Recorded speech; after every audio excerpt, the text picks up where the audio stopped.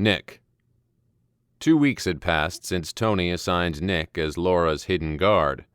Keith was out of the country tying up some loose ends, so he relied on them to keep Laura safe. Keith warned them that things felt off before he left. Things are too quiet, and with Giorgio Manuelo, quiet isn't good. If James has called in his uncle's connections to take care of Laura, a shitstorm is headed her way. That led to Nick's current predicament. Stay out of sight, Nick. I don't need your country ass scaring the poor girl. Keep her safe from a distance, Toni chastised him. Doggone it now, you fellas don't give me enough credit, Nick huffed. It didn't bother Nick much, since he was looking for a way to get more acquainted with Miss Snider anyway. So Nick sat hunched down in his Range Rover, the steering wheel digging into his ribs. His tall frame was barely hidden from view. Stay vigilant, remain invisible, were Toni's orders, but this shit was giving him hell. Watching Laura go about her daily routine, coffee, office, lunch, back to the office, then home, was driving him mad. It wasn't the surveillance detail that killed him, but the pure, utter redundancy of her life. She was the epitome of boring. Work, sleep, repeat. Nick frowned as he watched Laura once again sit in the coffee shop alone. He didn't understand why she liked this place so much. It was close to her office, but the coffee was overly sweet. But being able to watch her full, pink lips sip those overpriced drinks was worth it. Today, her hair was wrapped in some sort of scarf. Nick chuckled because he thought it made her head look like a pineapple. A cute pineapple, but it worked on her. She wore a yellow Wu-Tang t-shirt with a black cardigan, dark jeans, and tennis shoes. She wasn't dressed like any doctor he'd ever seen, but he guessed that was part of her appeal. Laura was relatable and carefree. But she didn't have much of a social life. Nick never saw her with friends or any men. The latter part didn't bother him too much. He intended to fill that need. One thing Nick hadn't expected to encounter was his growing possessiveness about her.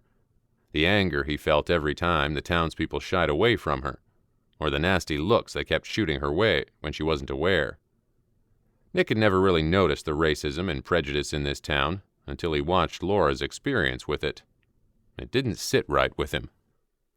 Of course, the color of your skin didn't mean jack shit about your character. Hell, he'd met more bitch-ass fuckwads that had the same color as him than any other race, but the things he saw Laura experiencing threw him for a loop.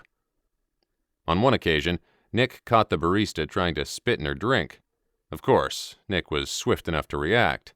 Laura's drink was replaced, and that now missing barista was fucking dead as a doorbell, had been replaced. Nick scoffed as he remembered how that jackass pissed himself when he slowly and meticulously cut his tongue right out of his mouth. The prick deserved it, though. That was no way to treat his lady. I'll be doggone, Keith yelped as he saw a familiar figure lumber up to Laura through the coffee shop window. Before heading in, he looked himself over in the rearview mirror, quickly wiping his face and fixing his hair. I swear to God, if your big ass fucks this up for us, he huffed under his breath before making his way across the street. Nick could hear Laura's melodic giggle as he approached her table. Tim had somehow squeezed his bulky frame into the cafe booth. Well, speak of the devil and he shall come. Laura slapped Tim's arm playfully for his remark. Don't act like that, big guy, she mused.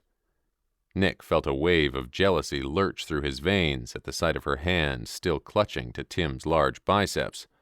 When the fuck did these two become so close? I was just in the neighborhood. Figured I'd speak, Nick mumbled out while shuffling his feet. Why the heck am I so nervous? He cleared his throat. Tim's eyebrow arched, a mischievous giggle in his eye. You okay, buddy? Nick shot him a quick glare, causing Laura to giggle again.